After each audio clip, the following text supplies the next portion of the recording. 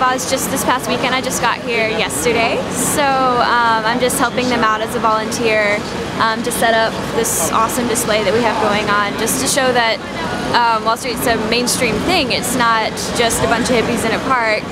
It's, you know, people all over the place. I was just actually talking to this guy here, which is really inspiring. It's kind of why I'm here. He works on Wall Street. He just got out of church. He was praying for the weather to get better for us so that we can stay here, which I thought was so exciting.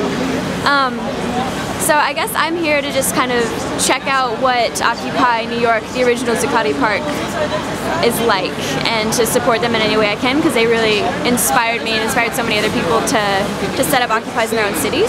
So we were in Oakland, that's where I live currently, and we were occupying Oakland, and then we got called out to come here and help out of Oz. So yeah, it's super exciting to see how big it's growing. I've been a social activist for a really long time, since I was a little kid. So I'm really interested in social justice, and I've seen inequality and poverty my entire life. It's just been a reality to me in a way that I don't think is truly American. I feel like this has happened. The American dream is slowly slipping away from my generation. I just graduated from Williams College, which is the best university in America at the moment, and I cannot get a job. I'm overqualified for the positions working at a counter or working at a gas station or things like that, and I'm underqualified to get an entry-level position because I don't have previous experience. So even to be a secretary or an assistant, one has to have 3 years of previous experience, meaning they have to be a good 3 or 4 years older than I currently am. I'm 22. So I'm struggling with unemployment at the moment, and you know, out of graduation, everyone's got a bunch of debt. Williams costs $56,000 a year. It's pretty impressive the amount of debt that my peers have accumulated, because the economy promised once you go to school, you could get an amazing job and pay it all back within a couple years, and the reality is just not there. So that's the biggest thing for me. It's really breaks my heart to see my friends just not be able to do anything, not be able to forward their lives in any way because they're stuck. I managed to come out with very little debt through scholarship programs, because my family doesn't make very much money at all. But my family's still struggling to put my 2 other sisters through college. So I'm on my own financially.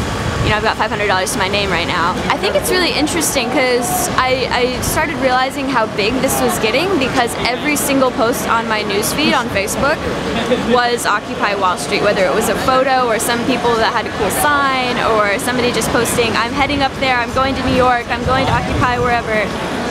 So that's when I really knew that this movement was getting massive.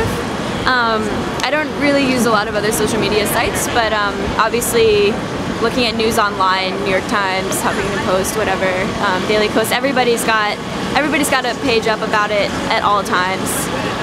So I think that's been really impressive, and I think it's a really good way to get the word out, because a lot of coverage about this doesn't cover the real story.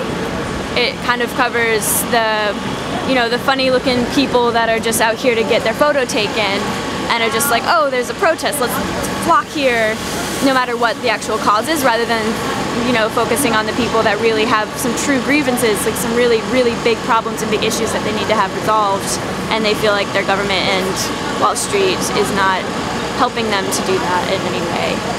I graduated with a degree in policy, public policy, so I'm hoping to get involved with some sort of political consulting or environmental management. I have a degree in environmental studies as well. So with that joint degree, I've done a lot of research. I have a research background, I have an education background. I taught elementary school for 4 years while I was at Williams. So I'm qualified to be a teacher, but teachers are getting laid off all the time. And I'm qualified to do research, but R&D is getting cut, funding for that is getting cut all over the place right now to support the war effort and things like that. So it's been hard. I feel like I have a lot of skills that I can bring to the table, and that's why I'm here, you know, just kind of promoting whatever I can this way. I guess another big issue for my generation is the war, because we've been in this war in Afghanistan and Iraq for, you know, half of our lives. And we haven't really seen anything come out of it except for, you know, killing off a couple like top guys, which is nice and empowering for America and all, but it's not really what we want to see. We want to see people being happy in those countries and getting what they need, the supplies that they need, instead of, you know, just getting killed. And my friends are all there, you know, the friends that I have that were living in poverty that I went to public school with, they all had to go to the war because they don't have any other way to fund their education. So, you know, they're over there, they're sacrificing their lives for us, and we don't hear about it every day. I first heard about it through a group called Peaceful Uprising, which I was doing volunteer work with this summer, and I was arranging their activism calendar. They have a calendar of all the different direct actions that are happening across America, and I was doing their web editing for that, and I heard about it and I looked it up on the website, and this was in the works for, you know, weeks and weeks before it actually happened. So I heard about it before anyone got here, before plans were made, before I knew whether anything was going to come off the ground or not. I wasn't sure if it was going to be 200 kids sitting around, locking arms, getting arrested, or if it was going to be like this, a full encampment with a bunch of people continually going in and out. And so this is bigger and better than I ever expected it would be. I'll definitely stay involved with the Occupy movement. I think that it's a really exciting thing for me to see, because I've spent a lot of my time signing online petitions, you know, getting people to sign on to petitions to give to legislators, or calling into my representatives and asking about these policies that, you know, if I didn't do research on them, I wouldn't know they existed in the first place. And this is so much bigger than that. This is saying, you know, we're not asking for a specific policy, we're not asking a specific person to fix this problem. We're asking that you reconsider how things are working in this country and make this into a real democracy instead of a democracy that serves the 1%.